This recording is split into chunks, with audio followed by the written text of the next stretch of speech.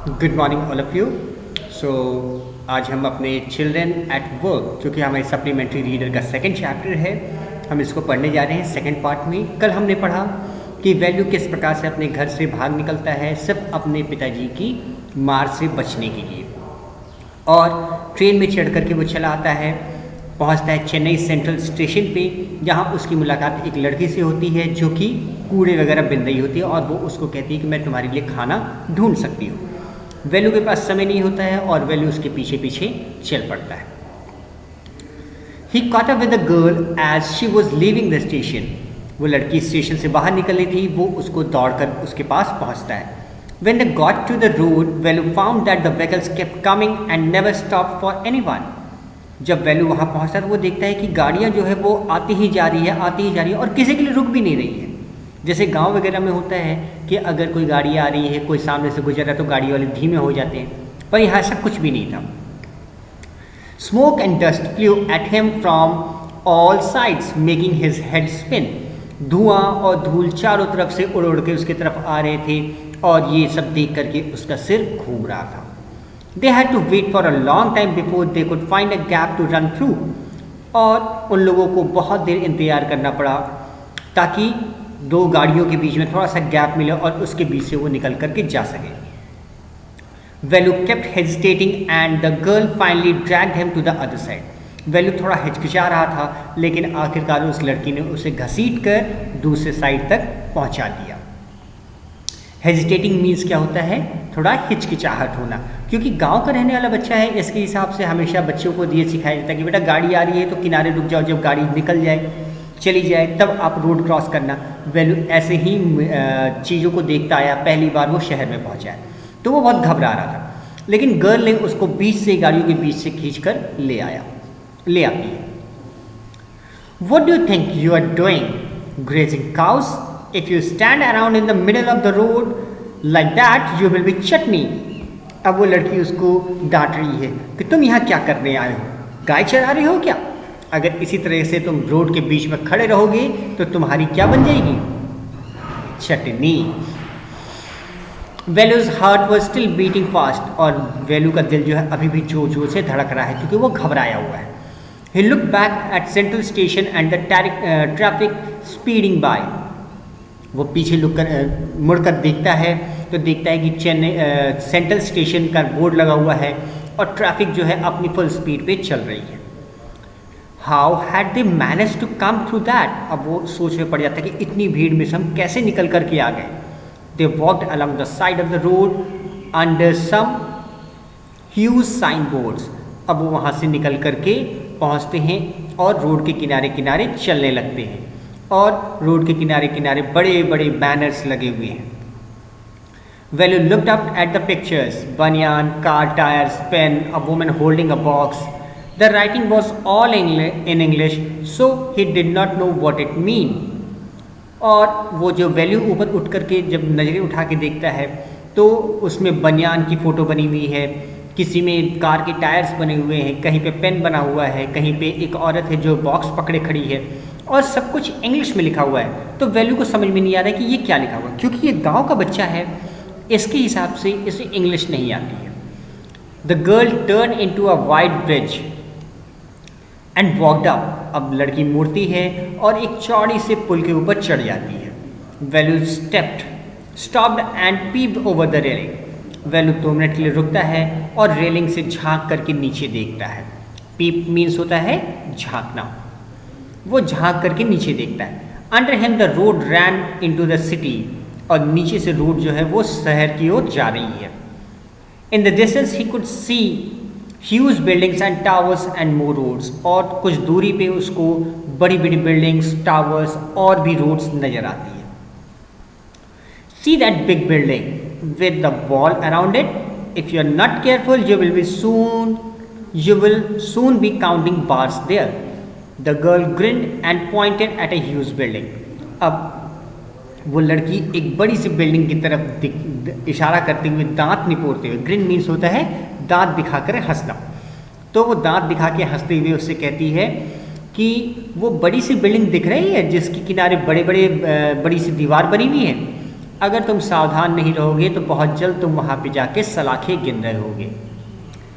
Velu squinted and read the Tamil sign central jail. Velu थोड़ा घबरा उठता है और पढ़ता है, वहाँ पे तमिल में लिखा हुआ है सेंट्रल जेल। इट मीन्स वेलू तमिल तो पढ़ सकता है पर इंग्लिश पढ़ना उसको नहीं आता है।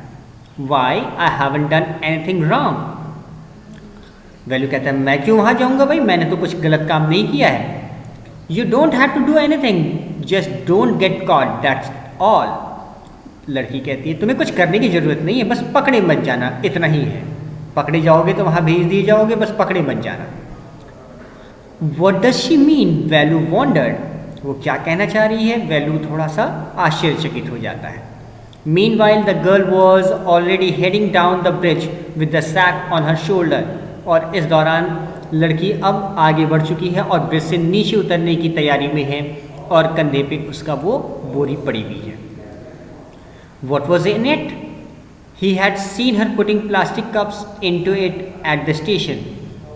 पहले सोचता है क्या है, फिर उसको ध्यान आता है कि इसके अंदर उसने प्लास्टिक के कप्स वगैरह स्टेशन से उठा के इसमें डालना देखा था। What are you carrying in the bag? पूछता है आप इस बैग में, इस बोरे में क्या लेके जा रहे हो? Things, bottles, papers, बोली सामान है, bottles है, papers है। Velu wondered what she was doing with them, but she felt shy to ask any more questions. अब वेलू आश्चर्यचकित हो जाता है कि वो इनसे करेगी क्या, बॉटल्स, पेपर्स, इन सब से क्या करेगी, लेकिन वो थोड़ा शर्मा जाता है कि मैं इससे कितने क्वेश्चन पूछूं। शाई का मीन्स शर्मा जाना। It was still morning but the sun blasted down on the tar and Velu's bare feet burn. हालांकि अभी सुबह ही थी लेकिन धूप की वजह से जो सड़क पे पड़े हुए तार है, जो जिसको आप डामर कहते हो, वो गर्म हो चुका है और वेलू के नंगे पैर उसमें जल रहे हैं। Bare feet means, bare means होता है ना होना, उसके पैर खाली हैं, जूते चप्पल कुछ भी नहीं है। It was not like walking on a mud road, ये गांव की पगडंडी जैसा नहीं था। He was soaked with sweat, अब वो पसीने से भीग जाता है। He tried hard to walk in the shade and keep up with the girl at the same time. अब वो कोशिश कर रहा है कि छाए में चले और साथ ही साथ उस लड़की का साथ भी नहीं छूटना चाहिए। She walked really fast. How far away was the food, वो रियली बहुत तेज चल रही थी और ये सोचता है कि खाना कितनी दूर है। After almost an hour of walking, करीब 1 घंटे तक चलने के बाद, they stopped in front of a big building. एक बड़ी सी बिल्डिंग के सामने रुकते हैं जिस पे लिखा हुआ था श्री राजेश्वरी प्रसन्ना कल्याण मंडपम, जिस पे लिखा हुआ था श्री राजेश्वरी प्रसन्ना कल्याण मंडपम, यानी कोई मैरिज हॉल है। वेलू रीड स्लोली, वेलू उसको धीरे धीरे पढ़ता है, तमिल में लिखा हुआ है, उसको पढ़ रहे हैं। A sign with letter made of flowers said, और उसमें जो फ्लावर्स से एक लेटर से लिखा हुआ है ग्रूम J.V. विनयागन और ब्राइड रानी, दूल्हे और दुल्हन का नाम लिखा हुआ है, किसकी शादी है वहाँ, उस मैरिज हॉल में किसकी शादी होने वाली है, दूल्हे और दुल्हन का नाम लिखा हुआ है। ब्राइड मीन्स दुल्हन और ग्रूम मीन्स दूल्हा। Velu stared at the big car park outside, वहाँ पे बड़ी सी गाड़ी खड़ी है, वो उसके ऊपर ध्यान से देखता है। One of the cars had a flower garland and rose taped on to it, और उसमें से एक गाड़ी के ऊपर फूलों की माला लगी हुई है और रोजेस टेप से चिपकाए हुए हैं।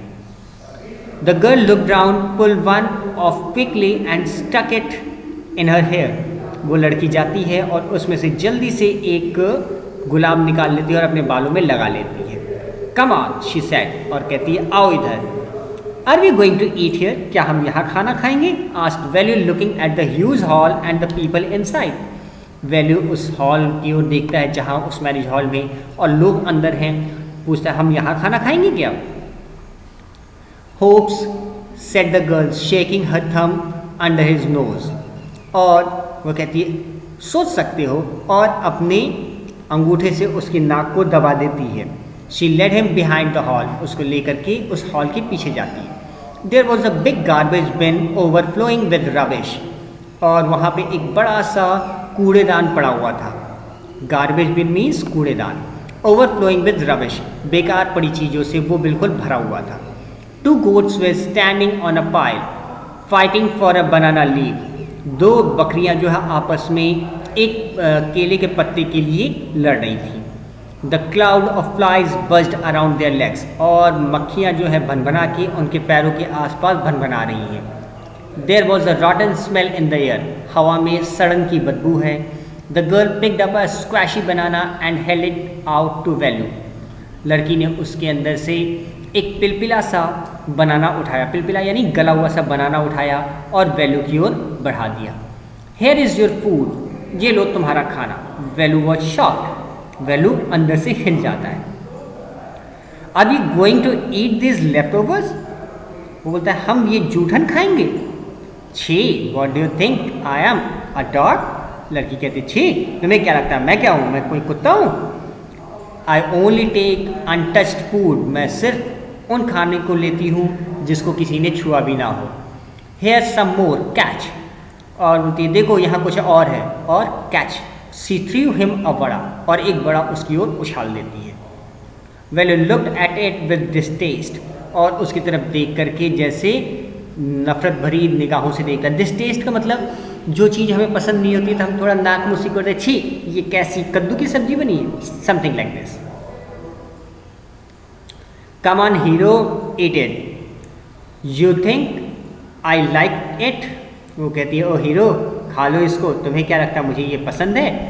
आई told you I will find you something to eat, don't think I have money to buy food for you. लड़की कहती है देखो ऐसा है, मैंने तुमसे कहा था मैं तुम्हारे लिए खाना ढूंढूंगी, ये मत सोचना कि मैं तुम्हें खाना खरीद के दूंगी, मेरे पास पैसे नहीं है।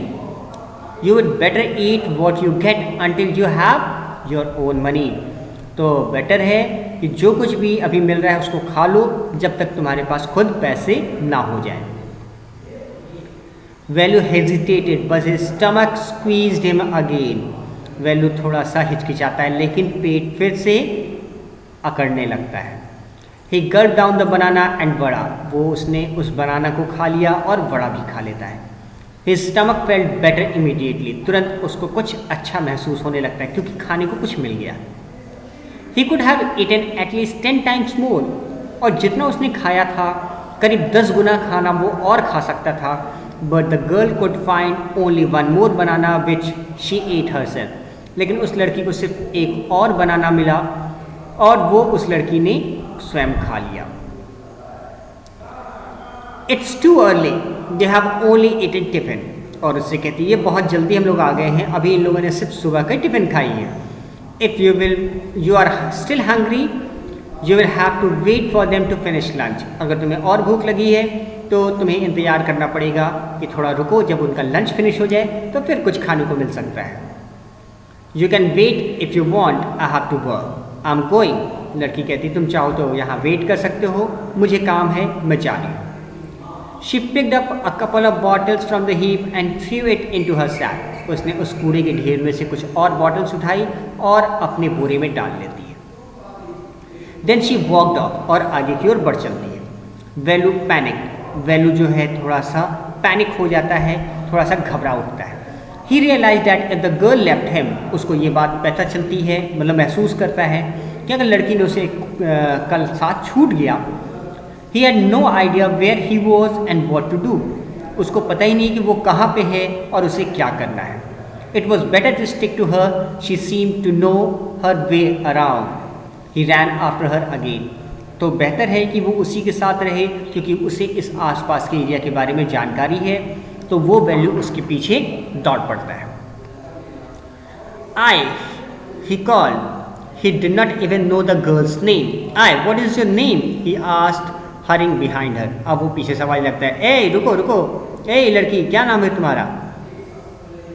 She stopped and turned around, वो रुकती है और पीछे घूम कर देखती है। Oh so you have been following me around without even knowing my name, तो बोलती है ओहो तो तुम मेरा पीछा बिना मेरा नाम जाने हुए कर रहे थे, और अपना नाम बताती है क्या, Jaya. I am not following you, what then, वो कहते मैं तुम्हारा पीछा नहीं कर रहा हूँ। बोलती तो फिर क्या है। हु गॉट योर फूड, तुम्हारा खाना किसने दिया तुम्हें। Can I come with you, where are you going, अब वो पूछता क्या मैं तुम्हारे साथ आ सकता हूँ, तुम कहाँ जा रहे हो। कम इफ़ यू वॉन्ट, वो कहती है ठीक है आ जाओ अगर तुम्हें आना हो तो। This bag is full, I have to go home to get another one, ये बोरा ऐसे में भर गया है, मुझे घर जाना है, वहाँ से मुझे एक दूसरा लेकर के आना ताकि मैं आगे का काम कर सकूँ। तो इस प्रकार से हमने यहाँ पे देखा कि सेकंड पार्ट हमारा फिनिश होता है। कल हम इसके थर्ड और फाइनल पार्ट को देखेंगे, साथ ही साथ कल हम इसके क्वेश्चन आंसर्स भी आपको देंगे जो आप अपने नोटबुक में लिखिएगा। तो कल तक आप इसके थर्ड पार्ट को पढ़ के तैयार रहिएगा, आपको काफ़ी कुछ समझ में आ जाएगा और हम कल फाइनली इसको फिनिश अप करके और आगे के क्वेश्चन आंसर्स देंगे और नए चैप्टर्स की तैयारी करेंगे। सो टिल देन पढ़ते रहिए, हैव अ गुड डे।